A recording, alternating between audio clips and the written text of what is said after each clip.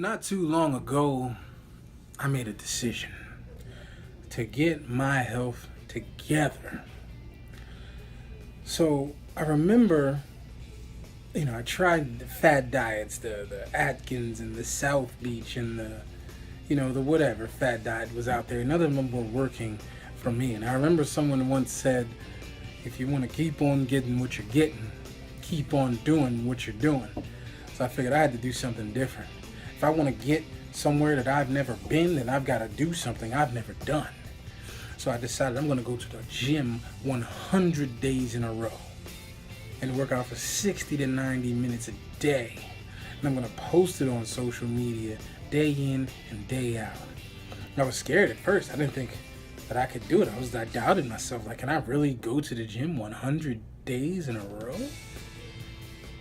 But I looked back and I said, yes, I can. I can make this happen. So I started out day 1, day 30, day 50, day 70, in, out. Some days I was in there at 2 in the morning, 6 in the morning, 3 in the afternoon, whatever time it was, I made sure I was in there day in and day out. And then day 73 came. I remember it like it was yesterday. I woke up that morning and I was late for work. And I was rushing. I ran out the door. I only had on one sock. I don't think I brushed my teeth. I got to work only to find out I was off that day. So after the ridicule of my co-workers, I finally left and I get outside and my tire's flat. So then I proceeded to change my tire. And it would have been even worse if I didn't live, across the street from my job. So I get home and my wife is home and she's like, hey, it sounds like you're having a bad day already. I said, yeah, a little bit. She said, listen, I'm going to make your favorite meal, stuffed chicken. I said, yes, this is beautiful. I said, okay, I'm going to go to the gym, I'm going to come back, I'm going to eat my chicken, and everything's going to be great. This is great. So I get up, I throw my gym clothes on, I grab my gym bag, I'm out the door, I go to the gym.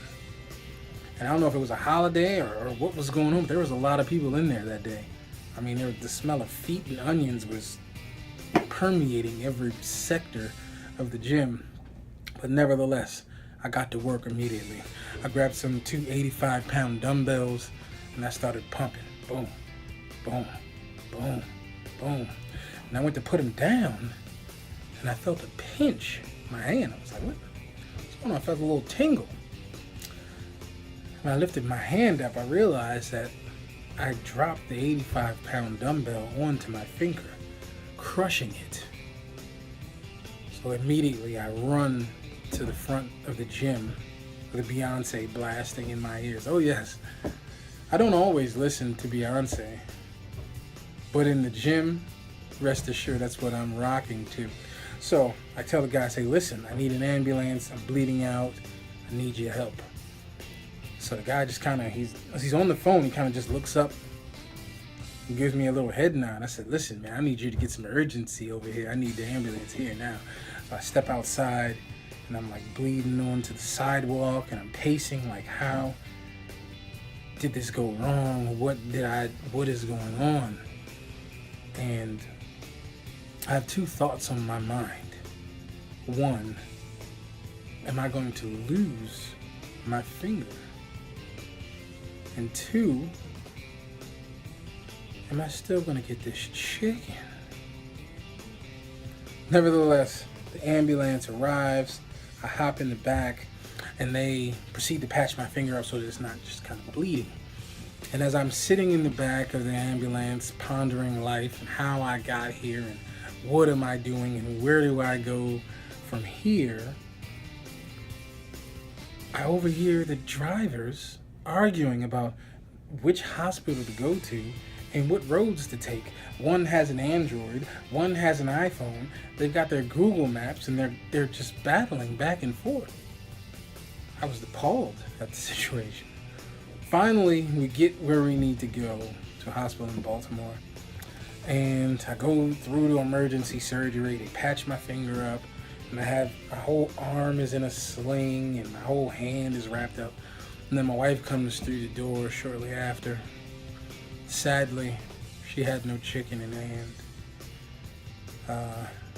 So disappointing moment. It was a low point of the day, actually. But once we did get home, she finished making the chicken and all was well. So it became like the silver lining to the situation. But the next day, I felt like a failure. Like, I can't do this. What am I, maybe this is not something I can do. And then I remembered, I think it was Zig Ziglar who once said, failure is temporary. We're only a failure if we don't get back up. We have to turn around and say yes to ourselves. Yes to our future. Yes to our potential. Yes to our dreams.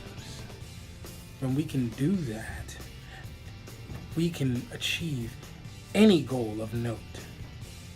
It takes a lot of energy to do this, but we all can. If you can look up, you can get up.